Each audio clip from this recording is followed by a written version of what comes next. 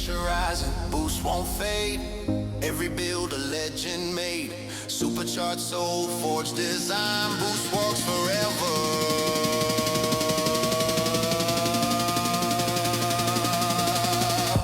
Red line.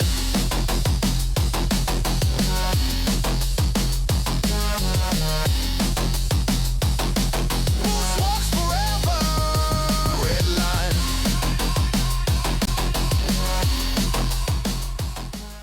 Good morning everybody and welcome to Boost Works. Today we're going to be working on the Zafira because it's come up with a small problem.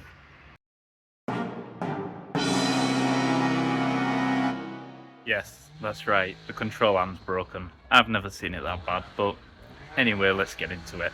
I know a lot of you joined to see the Saab, and there is a full upcoming video on the Saab, so keep tuned for that. Now, another thing before we carry on fixing the Zafira, we have a new vehicle on the channel. This is a Citroen Berlingo van. Now, a lot of you European viewers will know what one of these is, so I won't go too much into detail. But for you North American viewers, you probably won't know what this is. Now, this is a van. It's French. It's made by Citroen. It's a turbo diesel. It's manual. And yeah, I'm planning on using it for work, just to save me from using the Zafira all the time. This rating here, if you don't understand that, that's Welsh. Yeah, it's a bit beat up. It's a work van. It'll do the job. So, without further ado, let's get into fixing this. Do you see here how there's no gap? And you see here how there's a huge gap?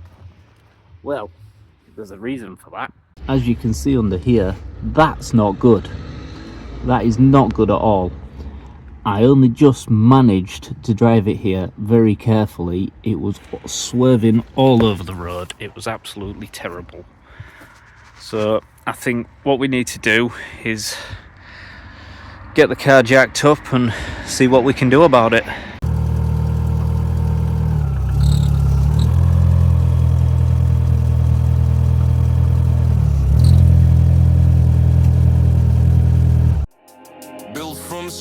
Forged and tuned, every bolt sings, every piston boom. Nitrous hiss, the combat for that full send kick, we crave some more. Boost gauge climb and feel that lift. Gearbox snap, quick clutch shift. Supercharger screaming, perfect sync. So now we've got the wheel off, we can see where it's actually gone, and that is bad. I don't think I've ever seen a control arm, a wishbone, whatever you want to call it, lower arm, snap like that. Never. Now to remove this, it's as simple as undoing them nuts and bolts, them two there, and if I can see it, the ball joint here. So it's only a case of 3 bolts, but with this being a 21-year-old car, they may be a bit stiff, so bear with me on this one. So basically, all I'm going to do is get a spanner on this side, which is an 18 if you're doing this job yourself, save you looking, and an 18 on this side, and then I'm going to push with a lot of force, and it seems to have moved. So I'm going to carry on doing that off camera.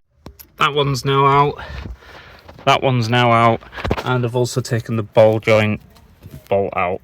There, as you can see, there was all 18mm, and all you need to get them off is an 18mm spanner on one side and an 18mm ratchet on the other. That's all I used. I was very lucky, to be honest, because normally these are an absolute pig to get off because they're 20 odd years old. But if you're doing it yourself, I would recommend spraying it with WD-40 the day before, just so that it helps loosen it. Hey up, I've got an oil leak. Okay, that's new. Z20 doing Z20 things. So to get these out, what I'm going to do is take a pry bar, as you can see, and use that just to put some pressure on and force them out. So that's that tool, that's a pry bar. And to get off the ball joint, I've got this tool, which is called a ball joint splitter, and that basically fits in between it like so, and you use a hammer on the end of it. The hammer forces in and pops it off. Trusty hammer. Get your ball joint splitter in position like so, and then give it a couple of taps.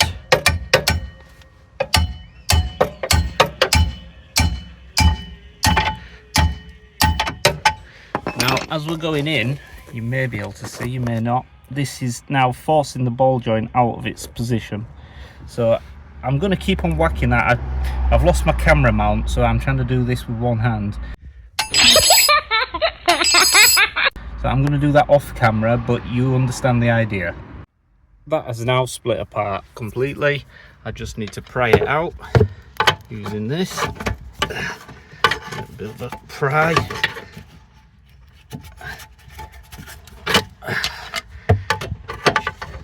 Normally isn't too difficult, but there we go. She's gone. That's it. That's out. Ball joint's off. Now I'll just give it a quick pull, see if we can free it. Because that's stuck because it's snapped. Just give it a tap with the hammer.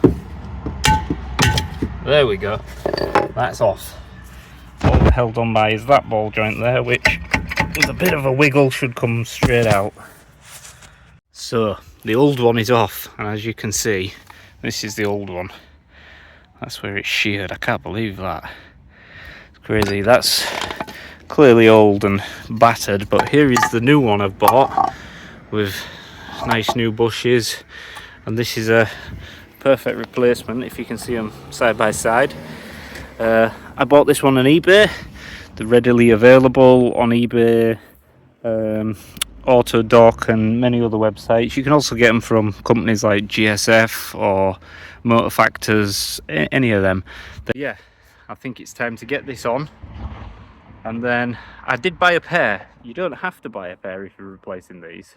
I bought a pair simply because I want them to be even, and I don't want to come across a problem like that on the other side at some point in future. So I'm going to crack on with this and get it back on. And to get it on, it's exactly the same as the way you took it off, just in reverse.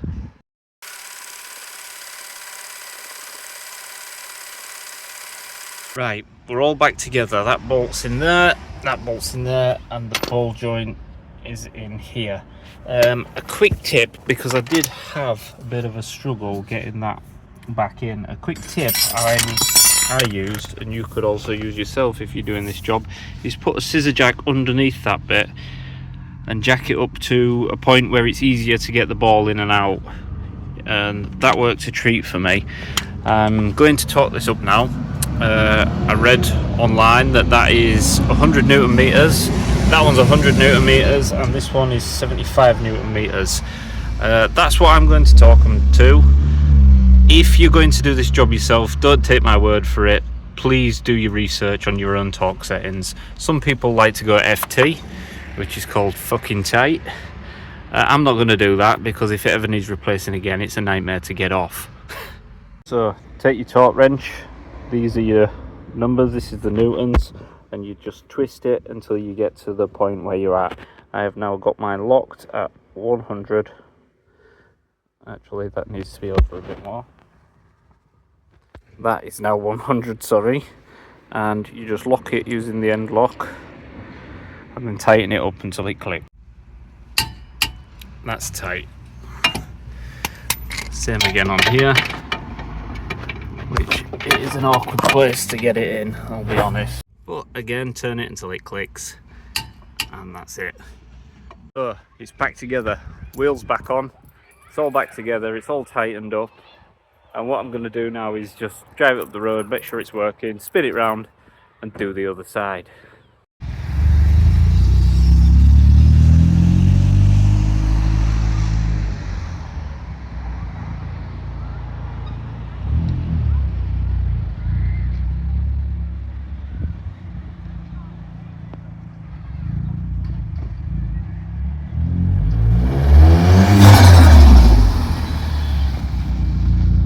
Now, before we get into doing this side, which I'm just going to time lapse because you already know how to do it now, I'd like to take a moment to talk to you about Auxito LED lights.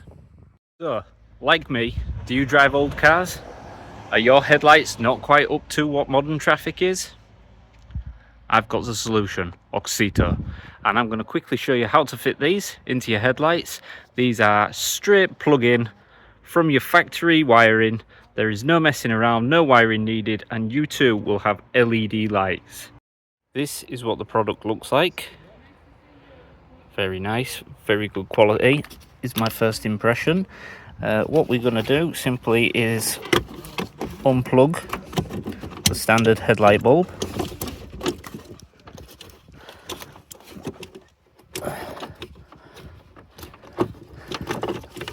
Which is a bit of a fiddle. And there we go. Let's get that out. Once you've removed your standard headlight bulb, mine are blue, I never knew that until now, then you put in your Auxito LED bulb, which is just a case of simply plugging it in.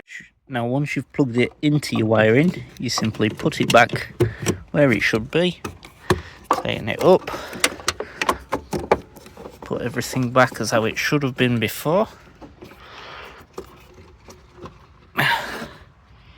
Perfect. Now I'm going to turn on the lights and we can compare the difference. Now, standing from here, and I know the engine's running so it's quite loud, but you can clearly see the difference between the standard headlight bulb and the Auxito LED.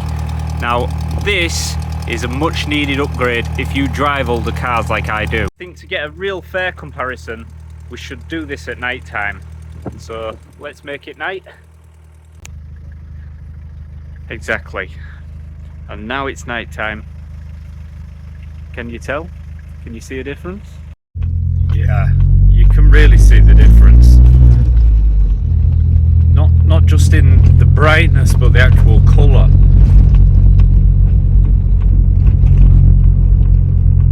And when you stand from this angle, you can clearly see the difference. The LED's much brighter, it has a much better colour to it. So again, if you're looking for some fresh headlights for your older car, to Auxito, I'll leave a link in the description. Use the code BOOSTWORKS and you'll get 10% off your order. Now you've seen the difference in the dark, head over to their website in the link. Check out what vehicles they've got available. They have a full range of vehicles, especially older vehicles. This is perfect for. Head over to Auxito. Don't forget to use my code BOOSTWORKS for 10% off your order. Now that's all that's left for me to do is fit this one to the other side. Also, let's crack on finishing that control arm. Cold air charge through the manifold, custom maps, precision controlled. Tires bite, the road replies. We chase that surge, we chase the highs. Superflow humming, bassline drop, drum and bass in the engine's chop. Nitrous glow in the rear view glass. Boost walks built, none surpassed. So, just to make sure it's working perfectly fine, we'll take it for a quick drive. And yeah, it's steering perfect now. I think that's cured the problem. So it's finally good to be back driving it and making turbo noises, of course.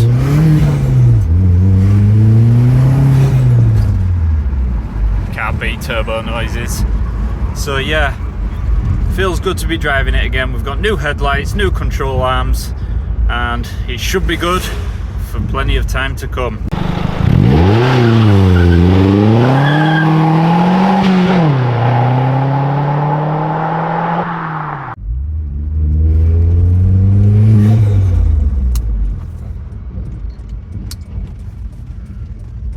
Ooh, that's a nice van. I wonder whose that is.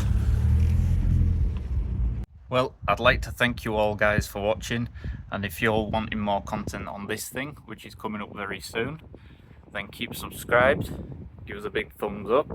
If you wanted to watch the Saab, there's another video on that coming up very soon. Of course, there's always going to be content on the Zafira, good old turbo.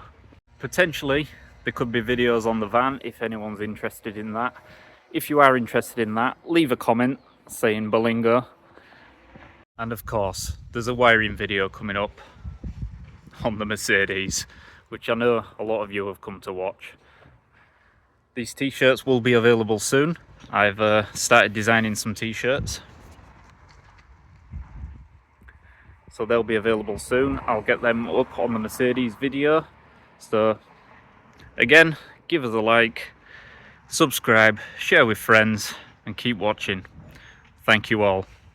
Built from scratch, forged and tuned. Every bolt sings, every piston boom. Nitrous hiss, the combat for that full send kick, we crave some more. Boost gauge climb and feel that lift. Gearbox snap, quick clutch shift. Supercharger screaming.